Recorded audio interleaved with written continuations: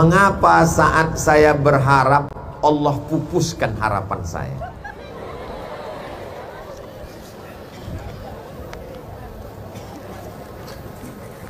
Banyak orang meminta kepada Allah, dijadikannya Allah itu sebagai karyawan perusahaannya. Kalau Allah memperkenankan keinginannya, dia katakan alhamdulillah. Kalau Allah tidak mengabulkan doanya, dia katakan aku tak menyembahmu lagi ya Allah. Hubungan kita kepada Allah dibangun dengan dua cara. Yang pertama, husnuzan, berprasangka baik kepada Allah. Semua tindakan Allah adalah baik. Allah itu fa'alul lima yurid. Innama amruhu idza arada syai'an ayaqula lahu kun fayakun. Yang pertama husnuzan, yang kedua ridha. Hubungan kita dengan Allah itu dibangun dengan maqam ridha. Yang paling ridha itu siapa di dunia ini?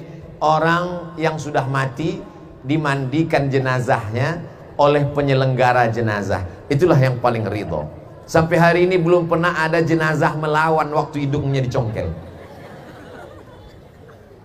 Sampai hari ini kalau ada orang memandikan jenazah, disiram pakai air dari kepala ke kaki, kaki kepala, belum pernah ada melawan.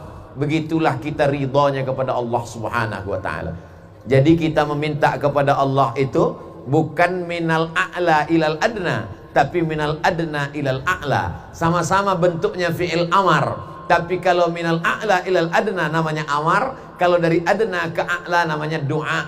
Kita ini amar atau doa? Doa. Banyak orang sekarang amar, taqabbal. Itu bukan doa, itu amar. Dia perintah Allah. Lupa dia maqamul abid wal ma'bud. Tak ingat dia maqamul makhluk wal khaliq. Kita ini ma'bud, kita ini abid, Allah itu ma'bud. Kita ini makhluk, Allah itu khaliq. Maka kita meminta kepada Allah, kalau ini baik ya Allah, maka berikanlah. Tapi andai tidak, maka jauhkanlah dia daripada aku. Kalau ini baik ya Allah, perkenankanlah, selamatkan aku.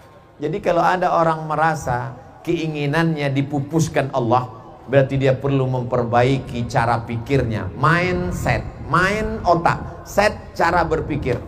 Jangan kita paksa Allah untuk menyetujui apa yang kita inginkan.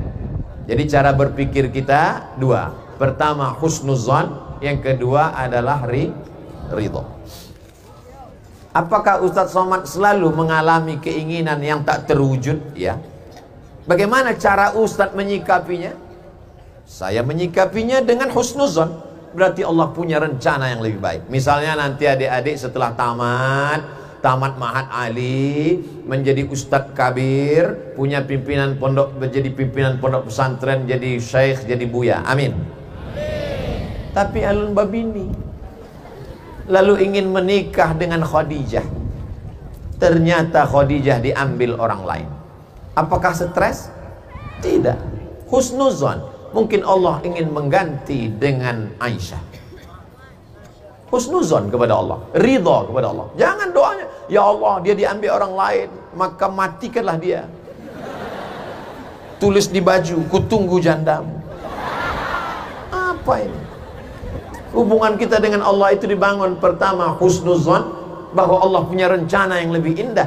Indah rencanamu, lebih indah rencana Allah subhanahu wa ta'ala. Dan kita ridha menerima ketetapan Allah. Man lam yarda biqadai, siapa yang tidak ridha menerima takdirku, walam yasbir bibalai, siapa yang tak sabar menerima ujianku, falyatlub rabban siwaya, carilah Tuhan selain aku. Ada Tuhan selain Allah? Tidak. Maka kita ridha kepada Allah. Makanya sebelum matahari terbit kita katakan raditu billahi rabbah. Buka kitab Ar-Risalah Al-Qushairiyah. Kata Imam Qushairi, aku tahu kapan Allah ridho kepadaku. Dari mana engkau tahu kapan Allah ridho kepadamu? Ketika aku ridho menerima ketetapan Allah, disitulah aku tahu bahwa Allah sedang meridhoi aku.